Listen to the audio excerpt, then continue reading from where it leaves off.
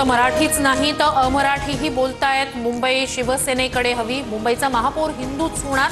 पक्षचिन्ह चोरली पण ते मराठी मन चोरू शकणार नाहीत। उद्धव ठाकरेंची टीका। जो भी है देवा भाऊ ही है, नंबर 2 ला काही किंमत नसते। आर पाटील यांच्या भाषणाचा संदर्भ देत रवींद्र चव्हाण यांचं नाव न घेता उपमुख्यमंत्री शिंदेंना चिमटा। भाजप पूर्णपणे बाटलेला पक्ष। भाजपचं आयुष्य फोडाफोडीत चाललं। अजित पवारांचे नेते माणिकराव कोकाटे यांचा महायुतीतल्याच भाजपवर निशाणा। भाजपकडून सोलापुरातील 12 नगर परिषदेसाठी प्रत्येकी 25 कोटी प्रमाणे 300 कोटी वाटपासाठी आले। उत्तम जानकर यांचा दावा। प्रथम पुण्यस्मरणानिमित्तानं अजित पवारांचा संतोष देशमुखांच्या कुटुंबियांशी संवाद। आरोपी कृष्णा आंधळे कधी सापडणार, गावकऱ्यांचा सवाल। अडचणीत असले की परळीकर देवा आधी धनंजय मुंडेंकडे येतात। परळीत आपणच भगवान अशा प्रचारात धनंजय मुंडेंचा सूर।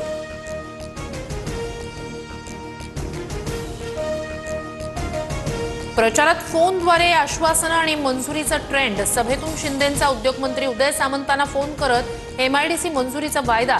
मात्र थोरातांकडून फोनवरच्या मंजुरींवरच सवाल उपस्थित। नीती, नियत आणि निधी घेऊन आम्ही बोलतो। देवाभाऊ मुख्यमंत्री असेपर्यंत लाडकी बहीण योजना बंद होणार नाही। भद्रावतीतील प्रचार सभेत मुख्यमंत्री फडणवीसांची ग्वाही। रवींद्र चव्हाणांच्या मार्गदर्शनाखाली सगळं सुरू। ज्यांच्या घरी पैसे सापडले ते मोकाट। गुन्हा दाखल होताच निलेश राणे संतापले। तर गुन्हा कोणी दाखल केला माहिती नाही। निलेश राणेंच्या आरोपांवर रवींद्र चव्हाणांचं उत्तर। साधूंच्या नावाखाली सरकारचा संधी साधूपणा। झाडं तोडून जमीन सपाट करून उद्योगपतींच्या घशात घालतील। नाशिकच्या तपोवन वृक्षतोडीवरून राज ठाकरेंचा इशारा। तर आमचे सगळे प्रकल्प पर्यावरणपूरक, शिंदेंची प्रतिक्रिया।